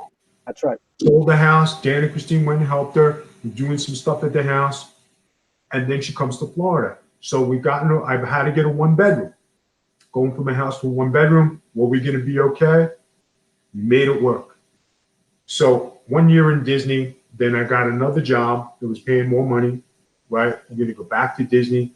But the transition from a house to an apartment to where I live now, I live on a beautiful golf course. I go to the country club every weekend. I just got a golf cart. We drive around, living life. Everything is beautiful, right? Do I act like a rich asshole when I drive around? Absolutely. Right? Do I look at am I like cougar bait over here? I'm telling you, this place is hot, boy. I'm telling you, they chase me all over. They might have their little, they might have their canes, but they're chasing me. It's all right. The tow winch on the back of the cart. Yeah, I'm telling you, the golf cart is great. I'm telling you, you know what I mean? They know it's me. So the gym is around the corner, and my wife. I got the golf cart. Now my wife has access to a golf cart to where if she wants to get up and go to the gym, which is right around the corner, she has access. She wants to drive around, she has access. Yesterday was a big day in our house because for the first time in a long time, my wife was able to walk without using the walker. Right. Crutches, and she's walking. She feels better. She looks better. She's happy. We live in a beautiful house. I have a lanai that you would die for. It looks like a resort out there. I got a custom bar. I got a 65-inch on the wall. I got a tiki bar. I got a barbecue. I got a lounge. I got this. This house is what you live for. If I didn't change my life and I didn't take care of myself and I didn't change, I would not have these things today. Am I happy? Yes. Am I at peace with myself? Yes. Do I have what everybody else wants as a family? Yes. So, I mean, guys, when it comes to wrestling, sometimes you got to just look at things and say, is it worth it? Right. Worth it for the first part of my life? It was. The second part of my life that I have to, did the Lord have to nudge me? Now, remember, you're talking about a blood clot in my leg. All right, Vito, this is a warning. And then you're talking about when you get married and you say, all right, Vito, you're still on the fence of wrestling full time. we're going to zap you with this. Let's see if you're going to wake up. So you're talking about two big, humongous things to make you change. That's Lord's subtle way of saying, hey, dummy, smarten up. And not for nothing, your wife unfortunately went ill, like literally the wedding day. And now you're talking about like someone who was in the business herself, someone who fully supported you working, and now she is going to be yet another bump in the road, in a sense. Not to put that on her, but she's another bump in the road to say, "Oh my God, now I got to deal with this." Like you can't consciously go off and just say, "I'm going to take these bookings all over the place," while my wife is at home crawling around the floor with her iPhone and I can't get up bullshit and all. Like I said, I'm a good so but you know what I mean, like so it seemed like you were getting it in spades, to say, hey, stop. So it's good that, and bless you for being able to achieve that. I think a lot of workers out there don't have that. I think they long for it. I see people that they can't stay away from the business, and I see people that are like mountain men. They're like you never see them. I'm a big Mark Vito, and I will watch any shoot video on YouTube. You definitely come off like you're at peace, and I don't see that a lot. And I'm very happy to see that you like that. Yes, I appreciate that, but you know what? It comes from inside, and like there's very few people, very few people who know Vito LoGrasso outside the ring.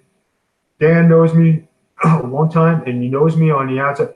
There we all have when his girls were tiny babies. Yeah. You used to have wee wars, right?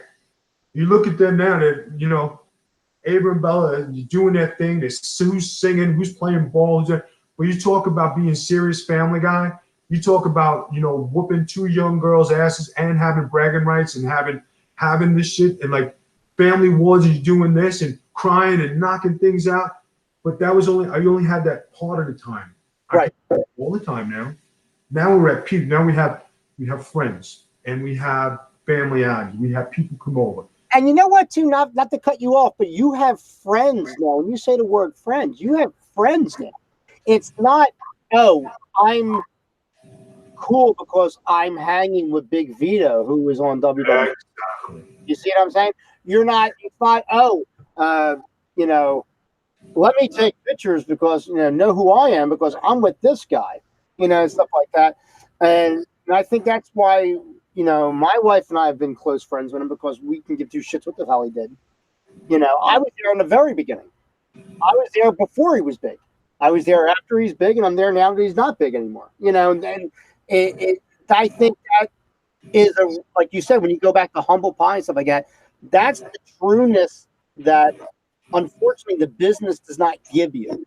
There's very few people in this business who will be there when you're no longer an asset, and that's something to look forward to more than any other championship or notoriety out there. I think I mean, when you're on top of the world, and like you talk about the wrestling business, when you're on top of the wrestling business, everybody's around you, everybody's your buddy, everybody's your friend.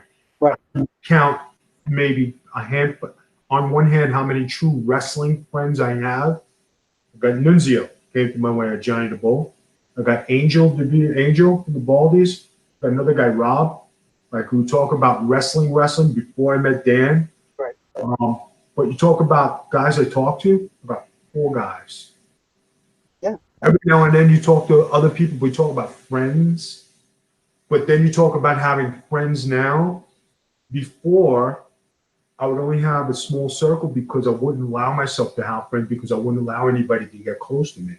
And I wouldn't allow me to be that guy because I had this bravado and persona as Big Vito. And you know what it's like to live like that 24 hours a day, 7 days a week? It's fucking full of shit. But then today I could just be Vito. I go to the gym. I'm at peace. I go out to the country club. I'm at peace. I'm going to be a goofball on a golf course and hit people with golf balls. Chasing. I suck at it, but hey, I did it. I go. I don't care. It's on there. Whatever else I'm doing in the house, they asked me to do a charity event here, right? at the place I'm living. I said, okay. I said, no problem. Whatever you guys want me to do, I'll do. But there are people here who are older who remember me from wrestling, and they're cool guys. They're all, hey, mind if I take a picture? No problem, whatever you want. And I just go about, and I still wear the ugliest gym clothes you ever seen. I put a hood over my head. I got my freaking belts on. I got shorts on. I got everything. I'm on the cardio, still doing an hour, working out, but I'm at peace. There's no competition. I told everybody, I think everybody saw my post, I'm going to start playing ball again. Do I still burn to wrestle? Yes. Do I have to get it out of my system? I said, let me channel it to go playing ball again. So I'm going to do my first level. I'm going to go play ball again. And wrestling, that's it. I mean, wrestling is drama. And when you have wrestling in your life, it causes nothing but chaos. And wrestling, you complain when you're on top. You complain when you're on the bottom. You complain when you're on the middle. So what's the thing of wrestling? You're going to complain. Yeah. You're out of it. And in this house, still, Dan Boji knows my secrets of my chest, right? I keep everything in it. I keep everything, my belts, my box, everything. I don't have not one piece of wrestling memorabilia up in my house. Never did. Dan's been to a couple of my houses. Never did. All tucked away. I finally decided to put some of my belts up because my wife has been busting my ball. Come on, put your stuff up. Come on, you should be proud of it. I don't like to look at it because it reminds me of who I was, not in a bad way, because I'm not that guy anymore. You know what I mean? Right. And sometimes, like, I'll even I'll put it on YouTube. I'll watch a couple matches. I'll cheer for myself. And I'm like, yeah, make the comeback. Come on, do this, do that. And I know what I'm doing. And it's like, you ever see Rocky when he's like watching Tommy Gunn fighting a fight and he's hitting the bag and he's reminiscing of what's going on? And here I am doing the same thing. And Rocky, he had a brain injury. They said, hey, Rocky, it wasn't they had CTE, but from taking all the blows, you're going back and you're like, okay, do this, dig into the body, do this, do this, do this. And it's the same thing. And like you remember it like you were there, and then you pull yourself back and you say, you put that away. Right. Got to. Now tell us about, because you're staying out of the spotlight long. So tell us about your newest adventure, which was you finally were able to get into a movie that was produced and directed and released. But there was a couple that you did that didn't get released, but there's this one that did. And please tell us about that, because you have exciting news about that as of like today. So we're talking about the movie The Church. Yes. Okay. So the movie The Church was a horror movie that was done in Philadelphia. And it was a horror flick, and I was asked to do the movie. So it was something that was a project of a movie producer named Don Frank. I did it in Philadelphia in a church, and it was something that was Bill Moseley was in it. With Ron Howard's brother was in it. Lisa Wilcox, Bill Moseley, and a few other people were in it. And being able to do a movie where I actually got to act, and that was my second or third movie I'd done, and it was successful. It was good. It was different, and I improvised. Did I remember? Like you said, does your memory go with all the stuff that happens? So they said, okay, Vito, here's some bullet points. A lot of the stuff I improvised and put my own words and hit the point where the actor knew this is where you're going. This is your cue to be your line. Right. I was remembering all that stuff, but it came natural just because of the wrestling business, because I was able to act and do things. So that helped prepare me for the movie. And it wound up being successful. Wound up movie theaters all around the world. It's on DVD. So, I actually enjoyed doing it. Is the movie career anything for me? You try, it's like the wrestling business. There are so many loops to go through. It's not even worth it. You're like, okay, if it comes my way, it comes my way. If it doesn't, it doesn't. It could be like the Wonders. You're a one-hit wonder. A box movie, which are all friggin' busts, but hey, I mean, what are you gonna do? But now that's on Blu-ray. I think it was released this week, right, on Blu-ray? It's on Blu-ray. It was in Walmart. I think it's gonna be coming on on the Netflix. It's going to be on the movie channels. So, I mean, it's going international.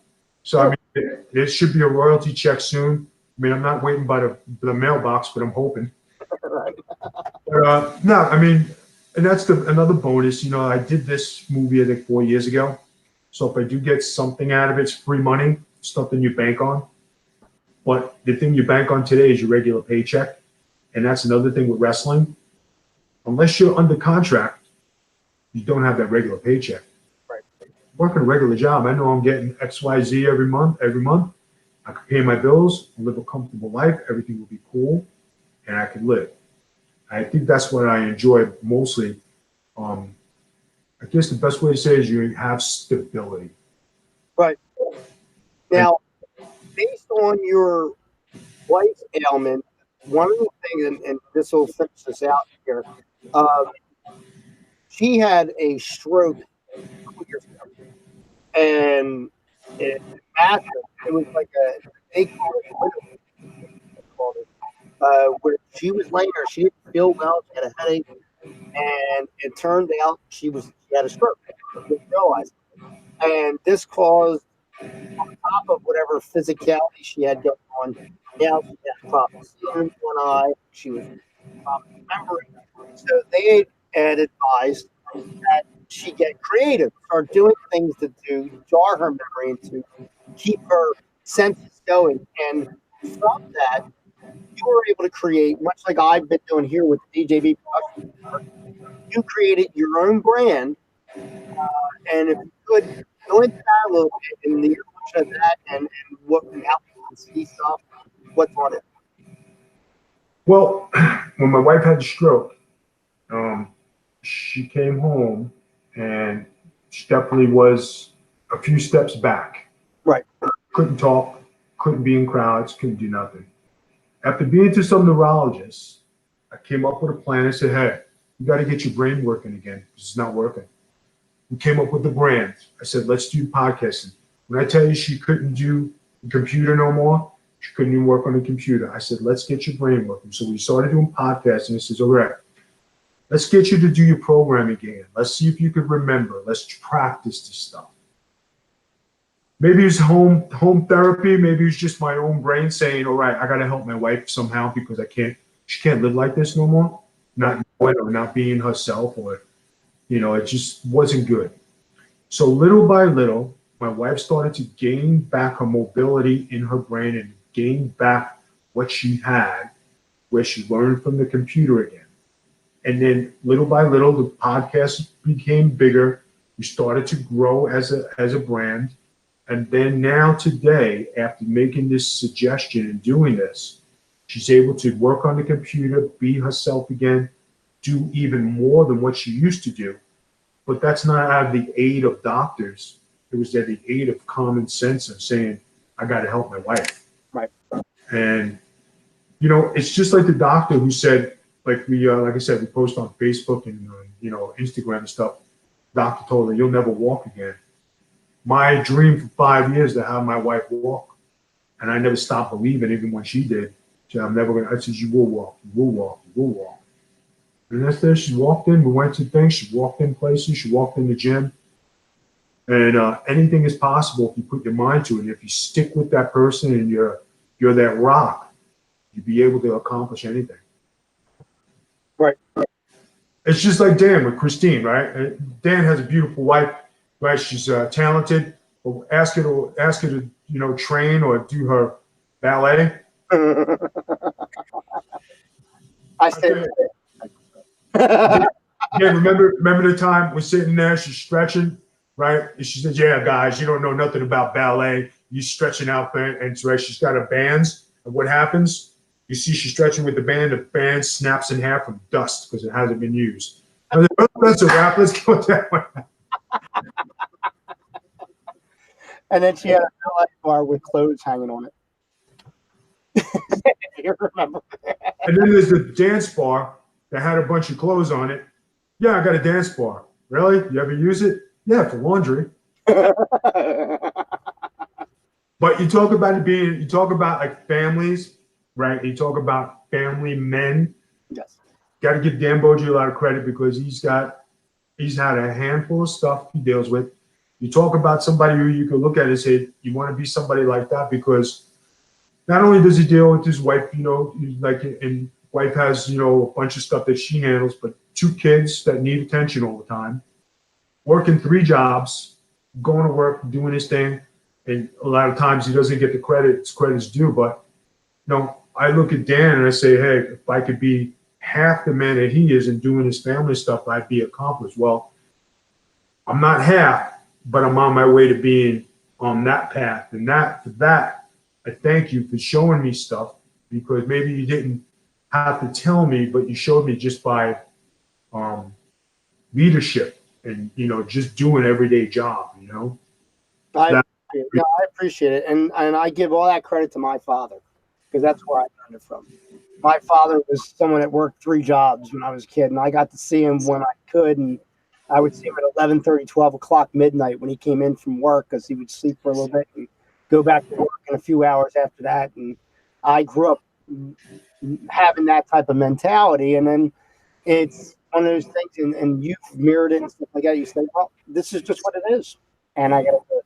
And now what's the next issue? I can't harp on this because of the fact that it's not changing. And if something happens that it does change, then great. But otherwise, this is what life is for right now. I do greatly appreciate that. And that says a lot, because like a lot of people don't realize, when you look at your home life and you look at how you grow up and you look at stability, right? Mm-hmm. Now, if your father's a worker, my father was a worker, but my father worked and wasn't home. And when he wasn't home, he was out. And when he was out, he was out. You have a handful of times you always try to remember the good times. But remember, my father worked, but as far as being family oriented, didn't happen. Right. But when you go about making your way in life, you go how you look at things, and then you try to find that balance of what's family oriented, until it slaps you in the face and say, hey, dummy, it's right in front of you. You just have to sacrifice some things. And that's a big word that people forget, is sacrifice in marriage. Are you willing to sacrifice for what you believe in? Right. I walked away from my wrestling career and I sacrificed for my wife and said, hey, this is what it's about right here. And either I'm going to do it now or I'm not going to do it. Right. And I've been doing it. But Dan Boji made a sacrifice, said, I got this, not to work 1 job, 2 jobs, but 3 jobs. Make sure he's got insurance. Make sure he's got food on the table. Make sure, are things good all the time in the Boji residence? No. Is it a family-oriented thing where you got peace, you're going to have a meal, you got a roof over your head? Yeah. That's the same thing I got now. Right. And that's what it's about. When you talk about life after wrestling, there is life after wrestling, but just guys don't know it because it just hasn't dawned on them yet. Right. I think you have to want it for it to dawn on them, I think. No, you're absolutely right. Like Ricky Santana helped me break in back in the day in Puerto Rico. We were roommates. We worked, you know what I mean? He taught me a lot. And then you look at a bunch of guys who come through, and isn't it funny how the guys are still doing personal appearances, living on the road, driving all those miles, because that's all they know. They never evolve. And when Nikolai Volkov, before he passed away, still getting in the ring at 70 years old. Yeah. And he's still wrestling at 70 and 60 and 50 years old. Do you want to wrestle in your 50s? I made a promise to myself. I said I was not going to wrestle in my 50s. Not going to be that guy hanging out on a street corner trying to sell my photos. And that promise I made to myself, even though inside I know I still could do it, but I never crossed the line. And I said, okay, let it go. All right. That's what it is. That's becomes something that everyone who's watching needs to, I think, take a good look, maybe rewind this video and listen to it again and understand that, we have a love for this business. And I'll tell you, my time in the ring was much shorter than yours. And your time in the ring was much shorter than mine. And I took a few bumps. yeah, I mean, but when we got in there, it was like, this is back for a lot. Like, to get in the ring, when I first got in the ring as a producer, with a camera, I'm like, yeah, whatever, and you bark a little bit, whatever. But then when you're in there and you're in gear and you're actually wrestling, the people people react to what you're doing. You're like, oh my God, I'm doing this. I'm physically doing this. And I would never give up that thing. If I could, and just like you said, if I could go tomorrow, if they said, Dan, you're physically in shape, I'm not going back tomorrow. I would. But I know for a fact, and I know I can't. I know that time's gone. That's why I do these shows. So this way, something that came up earlier seasons before, a lot of times they said, why is Dan, Wake Jr., why is he like so into everything? Like he barely touched the surface of wrestling. Because I was in there from the beginning, and I used to produce, and I used to write, and I used to do a lot of backstage stuff. I stuff in front of the camera and much shorter stuff behind the camera.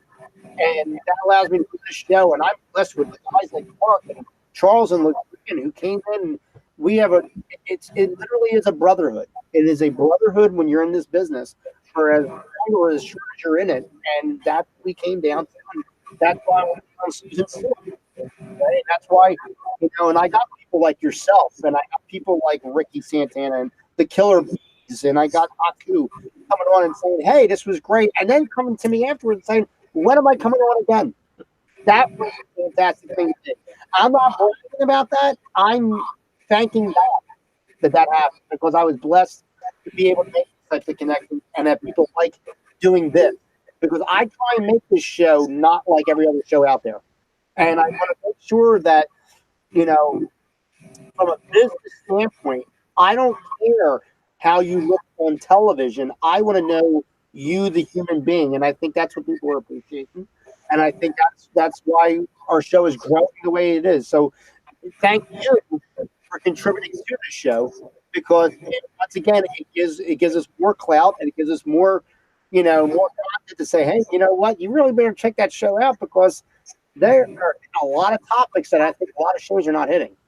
So once again, I thank you for being candid with the CTC, and I thank you for being candid with the personal life, because at the end of the day, Vito LoGrasso is who we're left with. Big Vito is who we were presented, but Vito LoGrasso is who we're left with. And what mark are you making on this world? Yeah, a lot of championships, and a lot of there.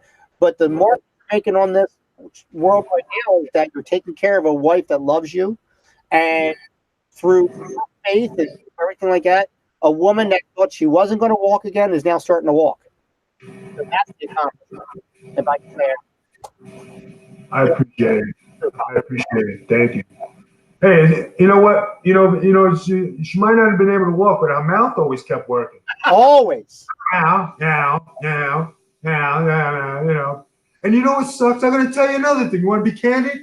Ever since she started walking, now she be drinking my protein shakes, going in my supplement drawer, and I'm low on shit now. This is fucked up, fellas. Right? She leaves you with tuna. Now I can't tell her. Listen, you freaking make fun of me. I'm gonna blow out and cut your tires on your walker or your wheelchair. Or flatten your tire. Now she's walking. She got legs again. So now her legs are working. So I'm like, all right. But I mean, she's cutting into my protein. I started using this, this new protein. It's good. And she says, yeah, this is good. I said, stay out of my shit. Things are just sacred. I can picture her now just crawling across the floor and then cutting your ankles like they did in Pet Sematary. So Dan, when are you? I know we have talked about this, and the wives have talked about. So when are you coming to Florida? We are planning on a trip to Florida. Actually, I'm planning a trip. The way it looks like now, it's going to be 2020, but I'm planning for the trip for us guys to go down. I've been talking with guys like Ricky Santana and Haku, and you guys are not far from Tampa. You guys are like 30 minutes away or something like that. We're about an hour. About an hour? Okay. So, and I was even talking to Blake Chadwick, Blake, who's not far as well. And I said, we got to get everybody together, not to do a show, but just to go down and drink. I said, that's what it is. It's going to be. But Dan, why we got to go to Tampa? If everybody came to my house, I have a 8-foot custom bar. We got seats for everybody. And did you hear about the when I got the bar, right? Happened to be there was a sale at Walmart on liquor, right? first batch I bought was $140. I have 27 bottles of liquor in my cabinet trying to break out. So if I have people over, I just go in the cabinet, take out rum, I got vodka, I got whiskey, I got this, I got that, I got the other. We got shit here. We're good. We're good. We got the eye. We're good. We're good. Yeah, Mr. Denny, you leave the wife on, we give you 10% off, Mr. Denny. My buffet guy, I'll bring him down. I'll fly him down with us. Mr. Danny, how you do? I'm still waiting for that to open up. It's so horrible. I hate buffet. It's not open yet. No. And then if you bring the mother-in-law, she'll be taking hot pics at the bar. Dan will be for Facebook. Will be flooded. Flooded. I have to end the show because we're now at an hour and 43 minutes. But quick thing, my first match, which was going to be a battle royal, training up until this point. I'm getting ready to leave to go to training. My final training before I go to my battle royal, which was that next day. And my mother-in-law stops over early and she says, "Here, I got this food, this steak, and go ahead and cook these on the grill." I said, "Well, I'm leaving." She goes, "No, go cook these on the grill. Everybody's got to eat. And here's the food." Blah, blah, blah. I said, all right, here we go. So I had a charcoal grill, but it looked like a big, like a propane grill, but it's all charcoal. So I'm in there and I got the thing open and I'm dousing it with lighter fluid and I have a little hole in the bottom where I click it with the clicker and then with the lighter and it lights it up. And then I'm like, all right, and I'll put the lid down. The coals were bad. So as I'm out there and I'm talking to her, I have to lift it up, douse it more, right?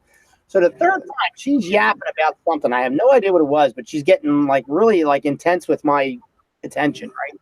And I don't open the lid up to let all the fumes out.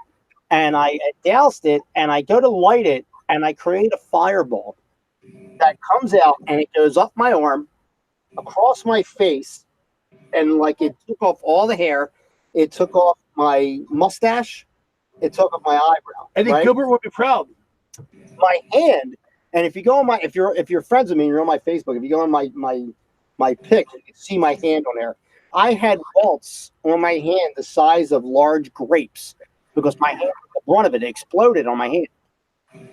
So that stopped me from getting in that match, obviously, because I was now burnt. I'm a burn victim.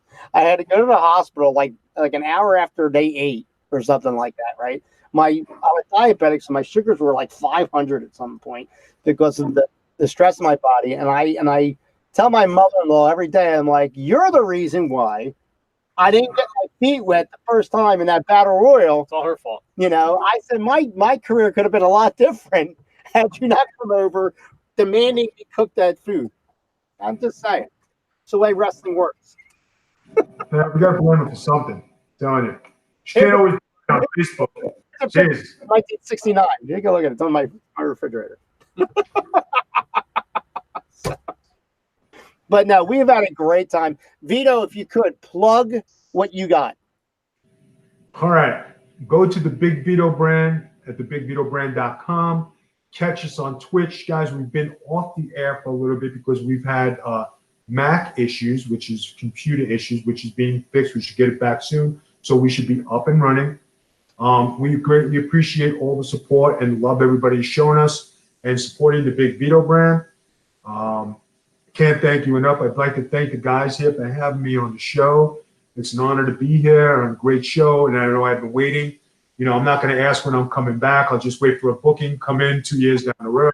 So, it won't be 5 years, I promise. Yeah, it might be 3, but it won't be 5. But I just want to say to all the fans out there, thank you for following my career. I greatly appreciate it. I do miss wrestling. If there was ever a way I could be behind the scenes and work and share my knowledge with all the young guys, I would do it. But it'd have to be, something that's, a good situation, not a BS stuff. And, follow these guys and keep watching the show. Thank you for your support, and I'll see you soon. Sounds great. Remember, hit that subscribe button down below. Make sure you're hitting notifications as well. The next time we're here for That Way Cool Wrestling Show, August 3rd, Saturday, 9 a.m. with WCW, WWE, and TNA commentator Scott Hudson. So Scott Hudson's coming on the show. That's August 3rd. Vito, I know you know him, so you're going to want to watch that. That's Yeah, he's definitely one of the better announcers. Scott Hudson always did me right, so it's good. He's a good guy, man, and he's going to come on the show, and that's going to be roughly finishing out the season 4 of something. I didn't know it was going to get past the first episode, and we're Time on flies season when 4. well, I carried a lot of weight here, except for this season. This season, I've kind of taken the sabbatical. You took a sabbatical for a little bit, but you know what? I kept it going for you. Well, for Big Vito and the Big Vito brand, make sure you go to that, and make sure you go to Big Vito. Was it BigVitoBrand.com? Yep. Yeah, BigVitoBrand.com. They have a lot of stuff on there. They have merchandise on there. They have the shows, the Twitch shows on there, that type of thing. They have an array of shows that are not only wrestling oriented, they're also stuff that's through his wife, Noelle, who has Spilling the Reality Tea, which is I don't even know what the hell that is. She talks about. My wife goes on that show. I have no idea what it is. It's all right. Thank God she's out of the room. She'd kill you right now. Go ahead. It's a women yapping is what it is. And I think they're talking about reality TV stars, right? Or something like that. I think too. It's a fun show. People like it. So go watch it. And she has other stuff on there as well. Make sure you hit the subscribe button down below. And for Big Vito, for LeGrand and Chuck who are not here, for Mark Lindsay, my name is Danny J. Until next time, guys, we'll see you at the matches. As my thing's not working. There it goes. We'll see you next time, guys. DJB Productions. Go to www.thatrealcoolwrestlingshow.com.